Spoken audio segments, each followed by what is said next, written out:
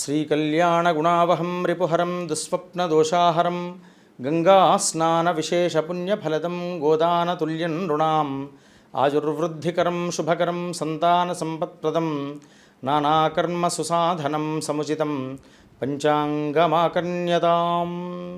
సింహరాశి ఈ రాశి వారికి కూడాను చాలా యోగదాయకంగా ఆనందదాయకంగా ఉంది. వీరికి విదేశయానం చేసేటువంటి యోగం కూడా గ్రహ సంచారం కూడా బాగానే ఉంది.